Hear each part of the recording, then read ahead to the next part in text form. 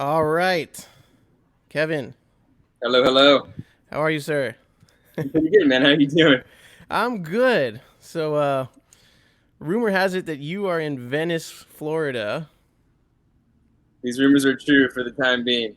Excellent. And I'm in Venice, California, so we're doing the Venice to Venice connection. Well, I can say it's absolutely beautiful here right now. It's like probably like a feels like temperature of 88, 89, Wow, cool breeze, pretty humid, but it's nice out. looks great. We're still like every few days we get a new gigantic fire here in Southern California, so it's pretty disgusting. But you know what? It is what it is. That's right. Yeah, Life goes on. I grew up with it, so I get it. I I get know it. you did. Well, to everybody watching, my guest is Kevin, who you all know as the drummer of Stick Figure, but also by this point probably know as the CEO of Backstage Music Lessons. And that's what we're talking about today. Backstage Music Lessons, and what it is, and what it's been doing, and how it's been changing.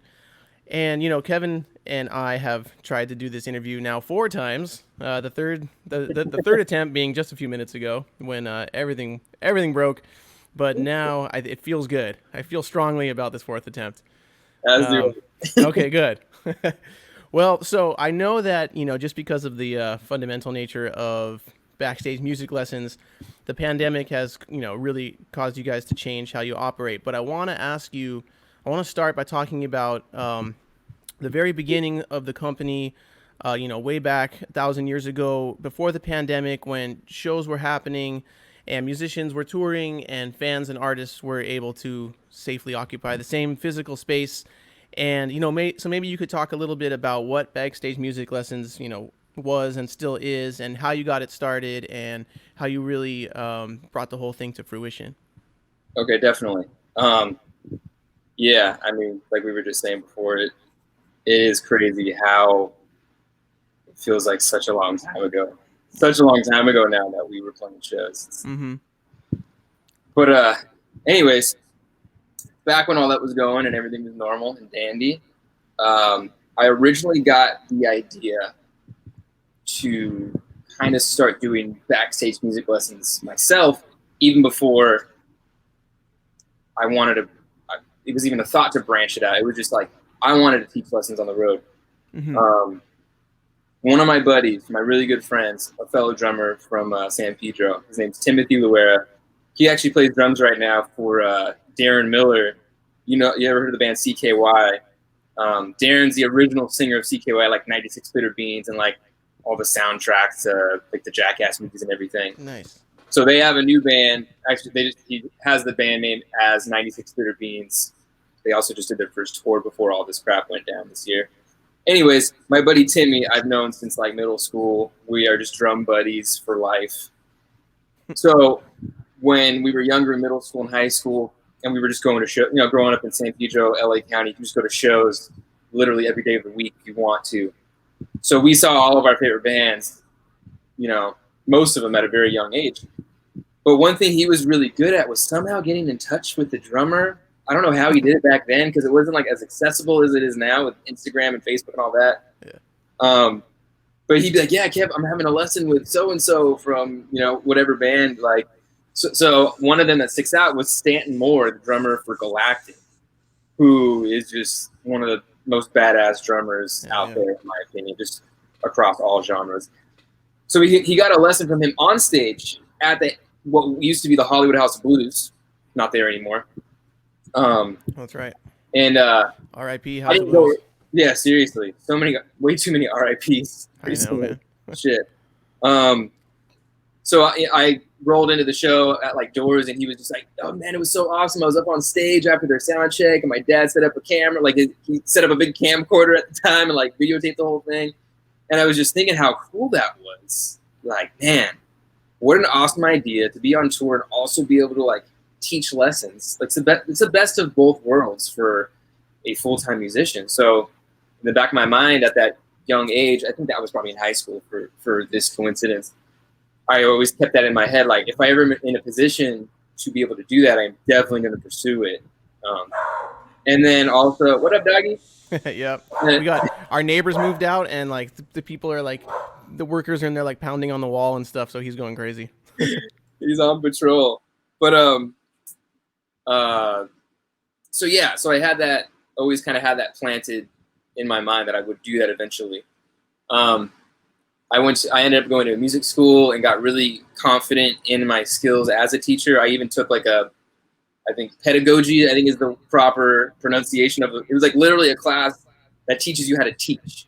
So between doing that and all my drum technique and lesson studies, and then all of my previous lessons that I had taken growing up, I felt really confident in teaching, just based off of like what I had experienced and just what I picked up from all of my drum teachers. I've had so many throughout the years, and continue to have, you know. So fast forward to, okay, I'm actually in a touring band. Joined Stick Figure. I didn't do the first couple tours, but our first nationwide, we were opening for the Expendables on one of the infamous Winter Blackout tours. Yes. Which the name is very proper for that tour. It's a blackout, and winter is pretty. It was. We were driving in snow almost the entire 2 months of the tour. Yeah, those tours are insane. Yeah, it was a good time. But anyways, I approached Scott just to make sure it was cool, because it's like, okay, I'm going to be taking up room backstage and this and that. He thought it was a great idea. He's like, go for it. I'll even give you a post on the Stick Figure Facebook and whatever. And Expendables Camp was cool with it, as long as I was like respectful. And that's the name of the game, especially being an opening band on a tour. So I put it out there thinking I might get like 1 or 2 hits, and I ended up getting like 15 or 20 lessons on that tour. Some nights I was teaching multiple lessons, and I was kind of just making it up as I went, like figuring out, okay, what's the best way to like reach out to them? What's the best way to structure things? Where do I tell them to go? What time do I do it at? So I was just kind of like doing it on the fly, which was really, really fun for me, you know? And so you were, I mean, just to clarify for everybody watching, you were on tour playing in the band every night, but you were arranging to give lessons to fans in different cities, and they would come, you know, before the show, and you guys would do a lesson somewhere, like often at the venue, right? In the green room or something like that. Yeah. What's funny is the very first lesson did not take place at the venue. It was a band. It was in, I can't remember their name right now. I'm having a brain fart, but it was in, I want to say it was out in Portland. It was like the first stop of the tour. Mm-hmm. And these guys had a band. It'll probably come to me like after we finish this. But they were like, we have a studio really close to the venue. If you're cool with us picking you up, come down and like kind of critique our songs and critique our drummer and stuff. I was like, all right, that sounds awesome. Like, yeah, I already sound checked. I'm not doing anything for the next 4 hours anyways. Let's do it. Right. So that was the first lesson. It took place off site, but 98%, 99% of all my lessons ever since then always take place at the venue, right. Whether it's in the trailer, in the green room, sometimes even on the bus, in a hallway, off to, like anywhere I can find a spot to set up. It's been pretty rare that I haven't been able to figure something out, you know? Right. It's a little dicey at festivals, but. Oh yeah, for sure. Yeah. I can imagine. So yeah, I'm playing the show, and I'm also having people come down before doors. Because, you know, just so like like about being respectful to the venue as well. Like, I don't want to have like non-backstage pass people backstage when the show is like doors are open and it's ready to rock. So I always make sure I finish before doors. But yeah, that first tour, I was just kind of figuring it out. Like, what the hell am I doing here? The lesson part was kind of easy because it was just fun. Right. You know, half of the time they would just want to like pick my brain about what's it like to be in a band on tour. Like, how do you get to this level? Just like advice, kind of like, you know, like career, you know, just like mentoring in a way. Or they were total beginners. Just so many different walks of life that I, even on that first tour and up until now, just like from someone's 5-year-old kid or grandson or whatever to, you know, someone in their 60s or 70s that's never played an instrument before. I've had a lesson with everyone across the spectrum, which has made it so fun, and everyone's different. So yeah, I learned a lot that first tour. for And sure. we had talked about this a little bit. I Yeah. think in the first interview about how, you know, it's a lesson you're giving people, but within that, it's like you're getting to meet people on tour.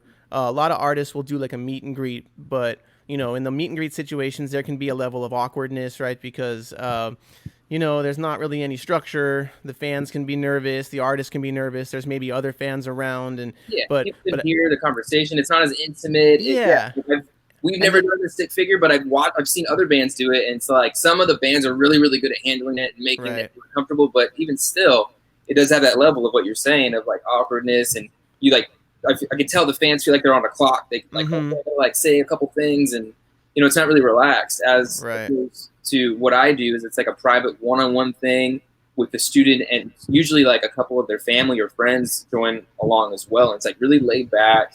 It's like a little private meet and greet VIP experience where they are also a student of my instrument. Like that's the main purpose of the interaction. So it Right. does have like it has some direction which keeps it Exactly. kind of moving and really engaged on from both sides. So Right. I just thought it was going to be like, oh, I'm just going to teach lessons on tour. It'll be cool. But it like really has obviously become so much more than that, I think, for me and everyone who has taken a lesson from any of the artists. Yeah, and it on that level, it's like outside of just teaching lessons, getting to meet people. I imagine that like as cool as that was for the fans to get to meet and talk to you, it was just really cool for you and the other teachers that started joining Backstage Music Lessons to have that kind of structure and opportunity to really get to know fans on the road. Because it's a lonely life on tour, and you get Yes, to it can be.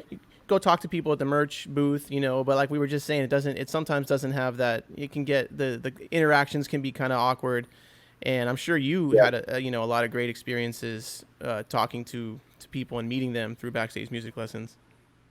definitely. Yeah, like I was just saying, it really kind of has evolved into this like little kind of private VIP sort of experience in a way. Right. It's centered around learning an instrument. With me, That's obviously, it's focused on the drums, but it's right. yeah, it's just a really it's definitely evolved into something more than I ever thought. Like when I first started, like I said, I didn't really think beyond. Oh, I'm going to teach some lessons on the road, and really have no reason to stop doing it because it's really fun, and it creates a little extra income for me, which I'm not going to be upset about that. Mm-hmm. And it really is. The more I did, the more like it was less about the money and more like this is just such an awesome interaction that I get to have with each individual or each group of people. It's so special, and then that becomes like the starting point for their night of that concert experience too. Yeah, that's a So good point. Yeah. it's just it the I almost sometimes like felt guilty, like I had benefited more just because it like teaching a lesson would kind of amp me up. It was like, especially if it was a really, really good lesson, like, damn, like that was so much fun. And I know how stoked they are because I was also stoked. And then that carries with me and I assume them as well. Like that just carries with me through the show, through the night. Like, I'm like, okay, I Right. had a good show. And it was probably due to me just like put myself out there and having a really fun lesson, earlier in the day. So just so many, That yeah, I mean that's I can imagine like how nice that must have been. And so we're gonna get in a second. We're gonna get to how the pandemic obviously changed everything. But I want to ask you about before we get to that. I want to ask you about when did you realize that like, hey, this is something that not only I can benefit from, but I can start bringing in other musicians and getting them to do the same thing and kind of build this team of teachers under the Backstage Music umbrella. How did that evolve? okay, yeah. So I I kind of just kept it like just to myself. Well, that sounds funny. I was just doing the lessons on my own, Mm-hmm. not really thinking beyond that for quite a couple of years at least. And like I said, it didn't really occur to me. Although I always felt like I was like, there's something else I should be doing, like in regards to what I'm doing with music. And it's funny how they always say like things are usually just like right in front of you, right under your nose.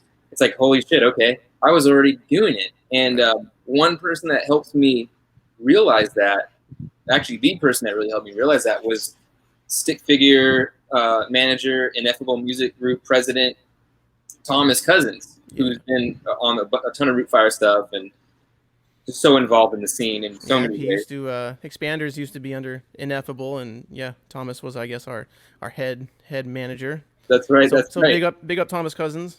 Absolutely. Yeah. So you know, he's just one of those minds that I'm a drummer who thinks he's a businessman, but I'm a drummer, and he's on the business side. That's his forte. So I forget where we were. We were on tour, and he had joined along for a few dates, and I think he had been brainstorming about it for a little while, and finally brought it to my attention, like, Kevin, you should expand this, and you have the process that you've been doing for years now, from everything from the initial promotion to handling the inquiries and scheduling. Like, I have that all on lock, Why not help other musicians do the same thing? I never felt like, oh, I don't want other drummers doing this because then they won't want to take, like, I never really thought about it that way. But like I said, I just never really put two and two together. Like, oh man, I could totally be doing that. Kind of like take a step back from always focusing on performing and my own teaching, and actually kind of sit and like get on more of the managerial side of things. Because, like I said, he brought it to my attention. I already had the process and all the moving parts already there. Right. It's just a matter of like, reaching out to the huge network of musicians that I'm close with, and like, yo, would you be interested in this? What's funny though is the first couple guys, it was Zeb from Tribal Seeds and Gary from the Movement were really the first two guys, very close friends of mine, and yours too, of course. Gary was kind of hesitant at first because he had never really taught lessons. And that's the same, that goes for the majority of people, artists that are involved to this day. Yep. So it was like a little intimidating, I think. And, it was, even for me when I first started, even still, like, it's intimidating sometimes to like, you're on the spot. You're kind of, it's in your own way, like a performance that is kind of based on your knowledge of your instrument, you know what I mean? So someone's paying you to do something, and you're feeling the pressure to deliver and execute correctly. Exactly. And I think that kind of stopped people from being like, oh, because everybody saw me doing it, like, oh shit, that's cool, like maybe I should do that. But no one really, some other artists were doing the same thing, but a lot of guys that were like, oh, that'd be really cool to do, they when push came to shove, they weren't doing it, So like I said, Thomas really kind of got the gears turning in my head to like, okay, I can really put some time into this and make it into a brand, a company, and just go with that, I mean, long story short, that's kind of how it was. I initiated the entire thing without even knowing that it could grow into something larger. Thomas helped me realize that. And he is, to this day, still involved in it with me, helping me move things along and streamline things and just like build the team, the brand in so many ways. Cool. Well, that's a great guy to have on your team. So you built the process for yourself, and then Thomas, said, hey, you got a process. Why don't you expand this? And then so things were going great. You had lots of artists involved, lots of fans taking advantage. And then, March 2020 comes around, and the whole world shuts down. The touring industry is probably hit harder than any other industry. And any performing arts, really. I mean, so many jobs that are just non-existent right now. It's unbelievable. It's crazy. But so you figured out a way to, and pretty quickly, I would say, to continue Backstage Music Lessons. We've all kind of, it's been just crazy how we've all just, I mean, you talk about like things happening kind of the way Backstage Music Lessons kind of evolved quickly from just yourself to a team, kind of like under your nose without you realizing it. Feels like we've all just quickly learned how to adapt the best we can to this new, I mean, like what you and I are doing right now. Yeah. Everyone's doing these kind of things, and how to make it work. And you've seemed to have made Backstage Music Lessons work pretty well, and transitioned pretty well from the live interaction to the online interaction. So can you talk about a little bit about what Backstage Music Lessons is now and how it currently operates? Yeah. So, yeah, like the whole thing definitely caught me by surprise. Yep. As it did everybody. And it, without shows, there was no actual backstage music lessons. Mm-hmm. There's no backstage right now. It really kind of was a bummer for me at first, because I was just getting my feet wet with it. I'd already been kind of doing backstage for a couple of years, like I said, with like Zeb from Tribal and Gary from the Movement, and I forget who else came along next, but all the guys in Iatera had just done a fall tour and absolutely just murdered it. I just above and beyond, like, not only just the amount of lessons that they taught, but just the reception, and just It was so cool. So it got me so pumped on the whole thing. Like, man, like everyone's really digging this from all sides. Like this, I'm really excited about moving forward with this and exploring, bringing it to different types, not just a band's own show, but getting it into Cali Roots and Reggae Rise Ups and whatever. Like the gear, it was just like I was so excited to grow it. But then coronavirus, boom, show's gone. A little previous, or a little before all that, actually, it was one of the guys in Iatera, their bass player. I do not know why I'm brain farting on his name right now. Nick Laportio. Exactly, Port. Yes. He was staying connected with some students that he had taught on tour and continue teaching them via like Zoom or, just like this.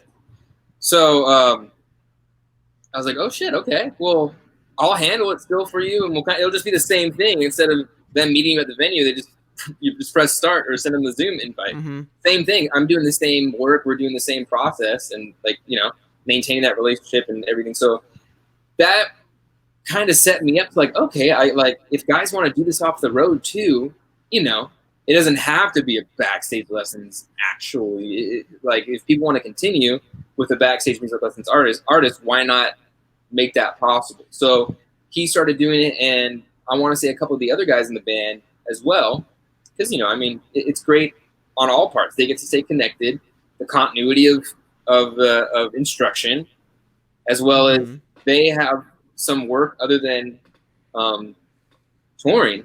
At home they can continue teaching lessons. So it was really kind of a win-win. And fans who, the music industry got taken away from them too. Going to shows is such a big part of people's lives, especially in this reggae scene. So now fans still have a way to connect with the artists on a really cool level, so that's a big part of it, I think. Exactly. So like Porch kind of jumped the gun on it a little bit inadvertently, and then everything kind of shut down, and for a minute there, everything was just so insane. Mm-hmm. All these question marks of what the hell is going on. Where people were like continuing tours or they weren't, and then everyone shut down. We'll move into summer. We'll move into fall. We'll be touring in July. Oh, we'll be touring in October. Oh, shit, we're never touring again. Oh, what's happening? I was like, okay. Like first and foremost, I was like, shit. Like there goes Stick Figures, summer tour plans, which we were all really, really excited about and stoked on. And then obviously I was like, okay, backstage. Like I had a bunch of lessons already booked for people through the summer and fall. Right. So I was like scrambling for that. But at the same time, I'm like, okay, I had to start going through the roster and connecting with everybody and be like, do you want to continue offering lessons online? And it was kind of just like across the board, be like, yeah, why not? Who knows when this is gonna let up? So yeah, I kind of just made the switch. It wasn't as hectic as you would think, although I am no web designer or anything on that side of the business, and I Mm-hmm. like I know little to nothing about it. So built like I had a website already, but it was like very bare bones. So I really like I dug in hard because I had the Right. time. So from like March for like the next few months, I was going like 7 days a week, 6 hours a day, just trying to like update everything and like make sure it was all linked and had a good flow. Because obviously that was the only way that Backstage Music Lessons was and still can exist. It's the only Mm-hmm. tangible option of it. So, and to this day, I'm still working on that. So that was probably the hardest part was expanding the website and figuring out how to like make that still a cool experience. Of just like, oh, finding your artist, connecting, and then having that conversation of figuring out, the schedule and everything. So, Right. it's hanging in there. And some artists are doing really well. They're pushing it and have like weekly students and um, just helping everybody get through this. And like you said, it's good for the fans and and budding musicians out there that they have that option to work with all the artists involved and continue that relationship with somebody in their favorite band while we're all just waiting for when the hell Right. in God's name we're going to be able to gather in a large crowd at a venue indoors or outdoors again. So for people watching that think like, oh, this is something I might be interested in. What are some of the how can people, like, if someone wants to take a lesson, let's say, like, what are some of the things people can even get lessons in? Do you if you're like just wanting to learn guitar, or if you already know some guitar, but want to get better, or maybe you want to work on singing or songwriting, like what are some of the things people can do? I mean, at this time, since I've been putting in as much work since March, April as possible to like build the team out and like the backstage roster, so to speak. Anything and everything music related. We have someone can offer whatever somebody out there is looking for, Yep. whether it's like working on branding for your band or how to podcast. Mm. Any at all levels of music production, electronic music production. Somebody involved has a little specialty, and my job has been, people come to the website backstagemusiclessons.com.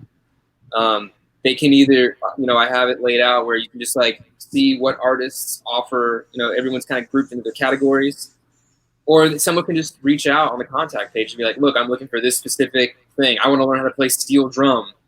Does anyone involved know how to play it?" And then it becomes my job to figure that out for them. Did you have to find a steel drum teacher for somebody? I'm still working on it. Did someone really hit you up wanting to play Yeah, steel drums? Nice. one of my former somebody I went to high school with, actually, she hit me up, and I'm still working on it for her. Let me so I might know a steel drum player. Let me see if I can link you Definitely, guys. let me know. Okay. they're linked, man. But yeah, it's as simple as that, though. We're all trying to work, obviously, Yeah. and we all have so much to offer. Who are I some know of you've had a couple lessons too, even so. Yeah, so man, I was going to say I can attest firsthand.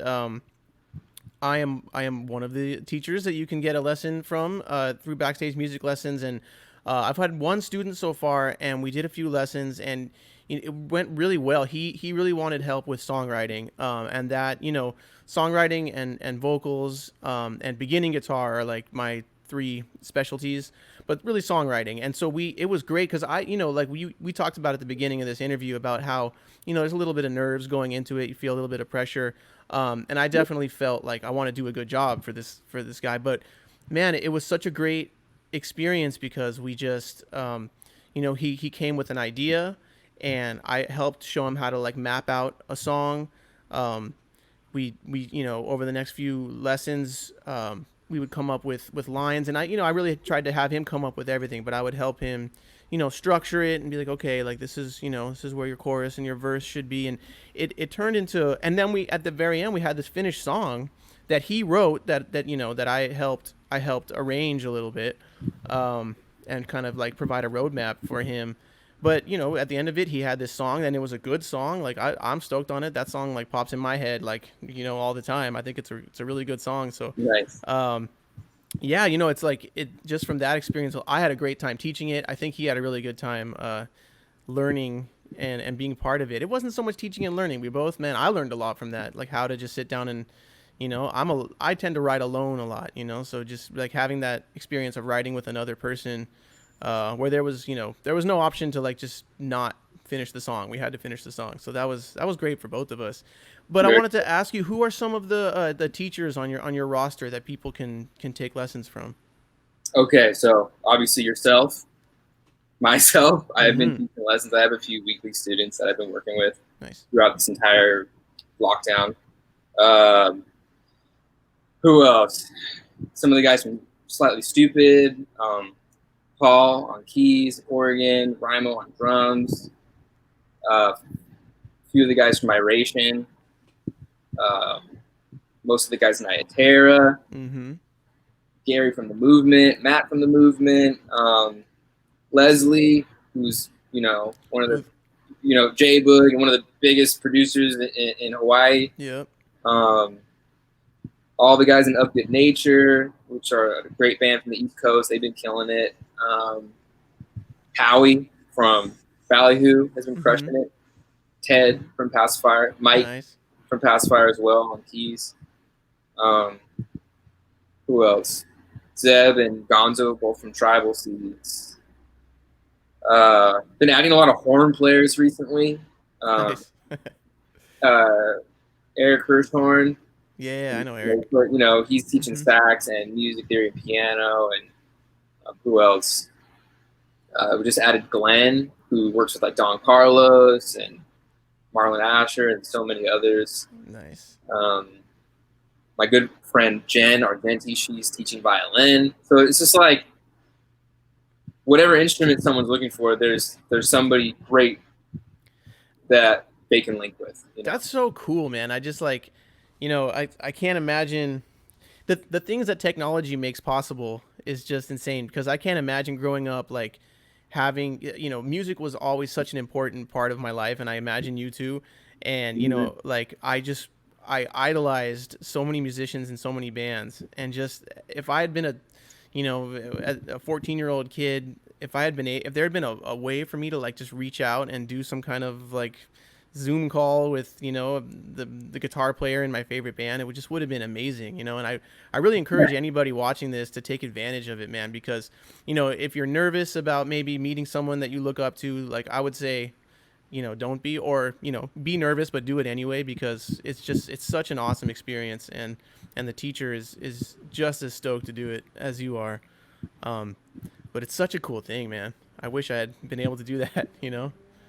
I know you tell me. It is a different generation, though. It's like I feel like since like the like reggae rock genre, as people, as musicians, we're like a little bit more. I don't want to say down to earth, but a little bit more approachable than like musicians 15 or 20 years ago or something like that. Like they seemed like a untouchable. You know what I'm saying? Mm-hmm. Like you said, like, oh man, I wish I could have had a lesson with so and so. It's like there's no way you would have, because they had no reason or desire probably to even go that route. It's just like such a different atmosphere altogether, that like we're more like a grassroots Right. kind of feel, and you can be at it. Well, when you used to be able to be at shows, you can be at a show having a beer at the back, watching from the back, and then Kyle from Slightly Stupid that's where he'd be watching the show from, one of the opening, like whatever, like just that kind of vibe and experience. That's true. And just human interaction. So I feel like it is, but it's still a special thing, and I feel like the fans of reggae rock music, they appreciate the like very personal connection that they can get with any member really of any one of their favorite bands. I think it really is a special thing that like kind of sets our scene, if you want to call it our scene, sets our scene a little bit apart from others who are a little bit more like, the bands are all friends, but they kind of maybe distance themselves from the fans a little bit or something like that. I think I think you're probably right about that.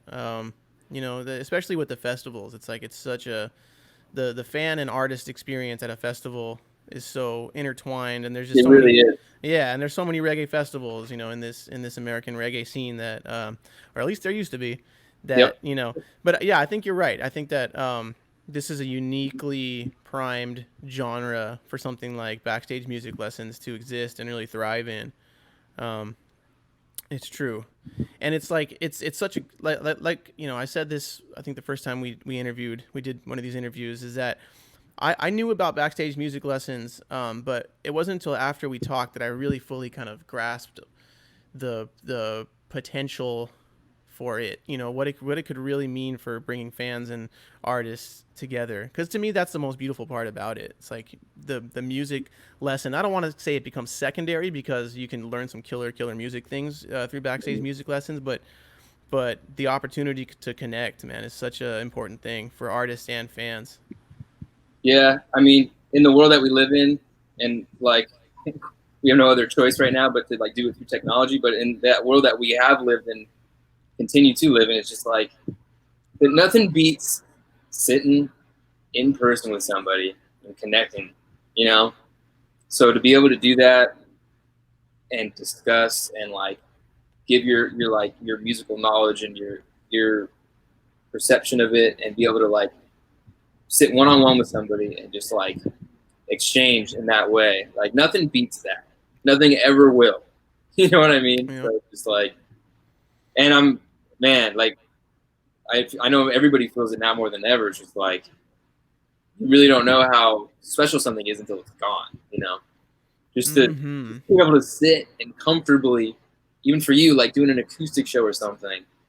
Yeah, you can do one now, but it's not the same right now. It's not the same experience for anybody, and it's sad and it kind of sucks, but it is the reality of what we're Yeah, dealing with. it is the reality. But I will say that for anybody watching, thinking about taking a lesson, I just really encourage you to do it because although it's not the same as, like you said, nothing's ever going to replace that, connection. It's like we're all so isolated right now, and it sucks, and people are depressed, and people are lonely, and it really like I do my acoustic thing every Tuesday through Rootfire TV, and I miss interacting with people physically, but it's really filled a void, that Absolutely, yeah. it's filled a musical void. It's filled just an interact. Like I see the same people, watch and comment, and we talk, and like every week, I feel like I've gotten to know some of these people just through their screen names and their comments, and it's a really I'm if this pandemic had happened 20 years ago or even 5 or 10 years ago, I mean, technology,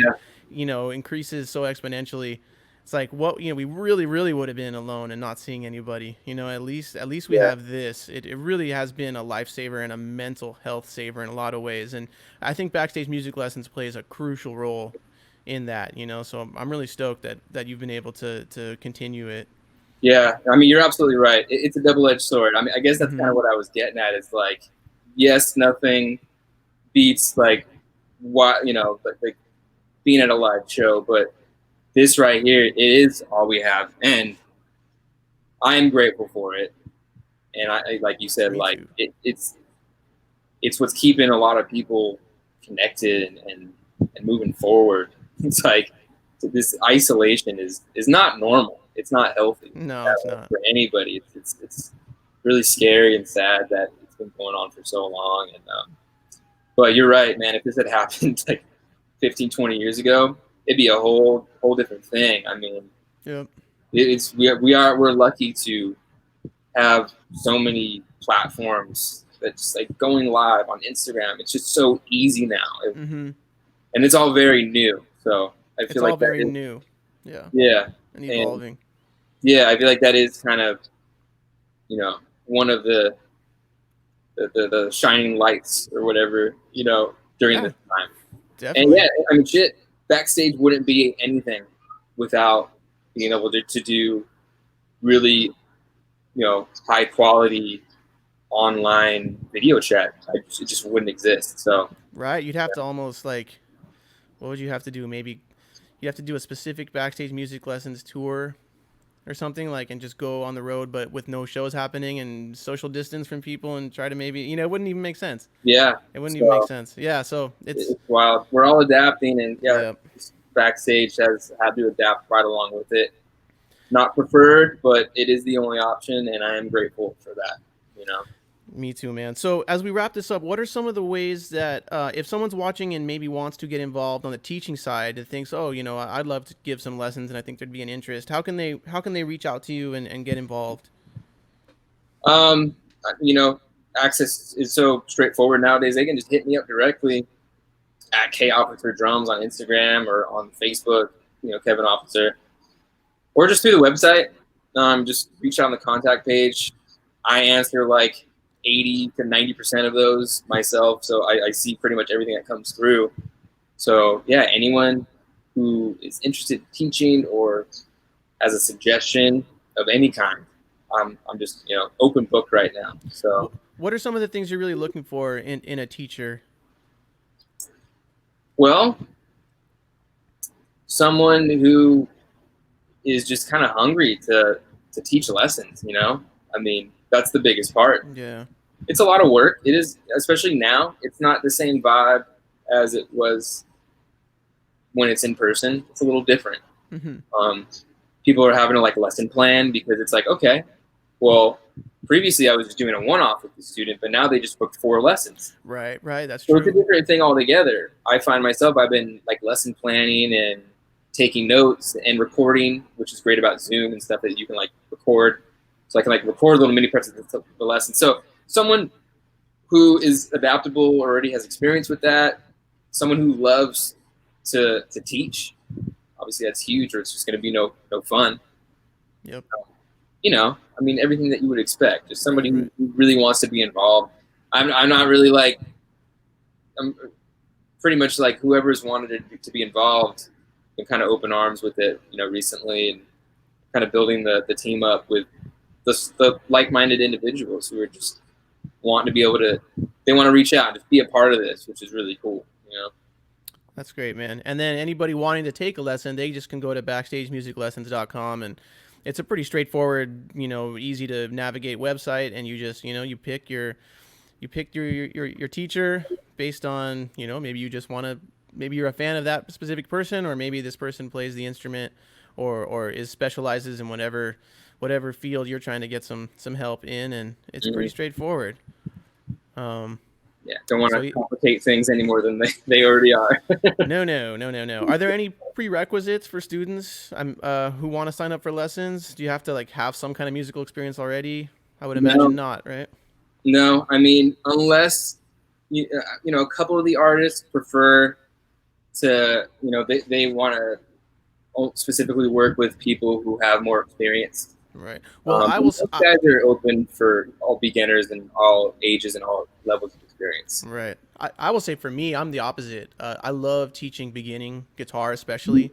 Yeah, like I'm with you on that. If you've always wanted to, learn an instrument, or you have a guitar that you bought 5 years ago that just sits in the corner and you've tried a few times, and I love working with those people because I feel like it's really fun to help them get that breakthrough moment, because that's really what it is. Moments are great, yeah. Yeah, because that's really what it is with learning an instrument, man. It's like, I don't know what to liken it to. It's kind of like learning to ride a bike, right? Like you get on it and you fall over, and you get on it and you fall over, and you just feel like, I'm never going to be able to balance this thing.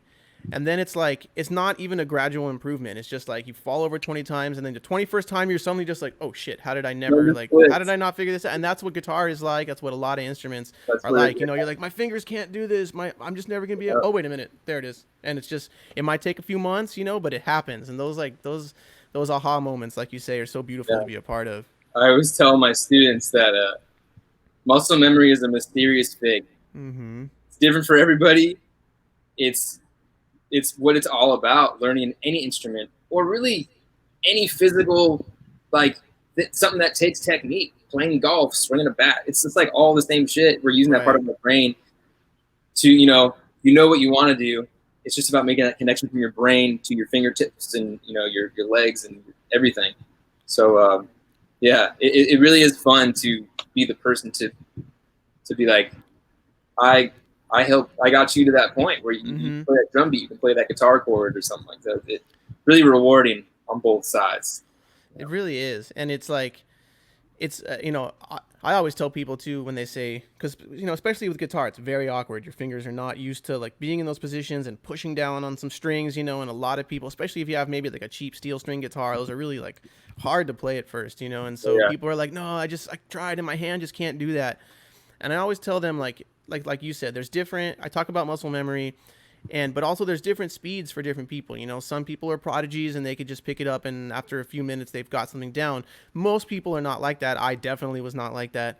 yeah, But what I tell people, and I hope this gives them some hope, is like that 100% of people who stick with it, they get it. It might take one person a day, it might take another person 6 months, but if you stick with it, it's never going to happen where you just don't get it. Your finger, I don't care what your fingers look like. Go look up an artist named Django Reinhardt if you've never heard of him. He had his completely deformed hand. It was just constantly like this, and he's one of the great speed jazz guitar players, of all time. It's like, doesn't matter what your hand is like, you can do it. You just gotta stick with it. It sounds cliche, but it's like most things in life. It's cliche because it's true. So absolutely. I yeah. try and make that connection for all my students too, since day one. It's like persistence and patience. It's like picking up an instrument is like a life lesson all at the same Mm-hmm. time. You're not just learning your instrument. You're like learning about yourself. You're learning about the way things work in the world. You know what I mean? Like, Yeah, exactly. It's so true. there's no easy button for any of this shit, especially for pursuing an instrument and pursuing a dream, pursuing a career. It's Right. all connected, and I enjoy kind of like also connecting the dots in those ways, especially for like my younger students. We're Mm-hmm. still kind of like little sponges. Exactly. It's so cool, and it's like you can take it as far as you want to take it. But what's so great about music is that it starts to become very rewarding very early on in the process. It's like Mhm. you don't, some people just spend their whole lives and become masters, but you don't. Not everybody has to do that. Like for me, it's like once I got to the point, and with guitar specifically, it comes pretty early on where you get to the point where you understand basic chords. Um, and then now even if you never progress past that, now you just have this vehicle for the rest of your life to like sit down and sing songs, whether you're writing your own songs or like learning your favorite covers or whatever. That you're gonna have that forever, and that can happen fairly early on in the process. And it's the same for drums, even if you never become a drum master, if you just if you have a drum set up at home and you learn how to do some really fun basic beats, like you're always gonna have that. And it's really really it's beautiful, so I say all this to encourage people watching who maybe have always been on the fence about starting to learn an instrument or starting again to learn an instrument. I really encourage people to do it, and Backstage Music Lessons is such a cool opportunity to do it. Learn your instrument with an artist that you respect and whose music is already a big part of your life. It's such a cool thing, such a unique thing. Definitely, and you know, the artists, they need you right now. I Mm-hmm. mean, That's true. you know, I We know need you. we need you. Help us. I know a lot of people, a lot of artists, they're super busy writing and really taking advantage of this time. But we're not able to tour, and we don't know when we're going to be able to tour again, and that's a very scary, real thing for a lot of us. So being able to do things like live stream the shows and have people tune into those, having lessons with an artist, backstage music lessons, it's making such a huge, it's going to make such a big difference for them. Mm-hmm. Like it goes both ways. Like we're all kind of in the music world really doing our best to get through this, to come out on the other side and be able to continue Yeah, once man. we're able to. So it's like that's kind of a driving force for me personally to try and keep backstage rolling and keep putting it out there, for the artists, for the fans, for everybody. So we do Well, still have something at well, the end of the as shit. as an artist, I want to say I appreciate that very much. And it's a great point because I think so many fans in this scene, especially, do want to give. They want to help the artists out, and I mean, it's amazing when I do my acoustic thing and people donate money. I'm constantly blown away every time that happens. But this is a great way for for them to to do that without, you're not just like donating money, or you're not even just buying merch. I mean, you're really getting, I think, getting what you paid for. You know what I mean? You're Yeah. getting to interact with a musician you like, and learn an instrument, learn a skill that you've always wanted to learn. It's really it's, I mean, we could go on and on about it. It's like it's great both ways. It's evolved into the virtual backstage music lessons. Yes, it's beautiful, man. Well, Kevin, thank you so much, man. It was great to see you and great to talk to you. Is there anything you want to leave people with? Anything that Backstage Music Lessons is maybe up to now that you want people to know about, or just any closing thoughts from you? Well, I just wanted to thank you personally and Rootfire for being involved and allowing me, to have the chance to talk about it and promote it a little bit. Thank you, man. I mean, I just leave this out there, BackstageMusicLessons.com. If you want to have a lesson, reach out. Whatever you're looking to do, sometimes we have somebody, I want to sing with Nate from Iatera. Mm-hmm. I'm going to do my best to make that happen for you, whatever it is. I mean, like I said, we're working hard to get through this and stay busy, and it also is an opportunity to give back in a way that we normally can't just through playing live shows. So there is also that side of it. It's a really cool thing. I'm just doing my best to keep building the team up, make the online experience better, add, more content. Mm-hmm. There's some things in the works. Cool. And, I'm excited about it. It's going to definitely keep growing, and it's not going away anytime soon. So, I hope and then not, when the shows do come back, I think it'll be bigger and better, just like everything will be for the music industry. Yeah, we're gonna all come back stronger. I feel it. No one knows what it's gonna look like, but you can't keep musicians away from music, and you can't keep music away from people, or people away from music. So we'll figure it out. We will, and I know there is a light at the end of the tunnel. So it's just like patience is key, so crucial right now. But we'll get through it. We're getting through it together. Amen.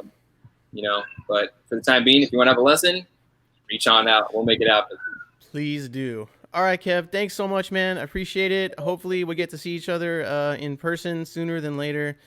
Definitely. At Cali Roots, or at a show, or something Backyard sooner than later. Whatever, man. Whatever, man. Just the gas station. I don't even care at this point. All right, man. Thanks again for having me. All right, man. Talk to you soon.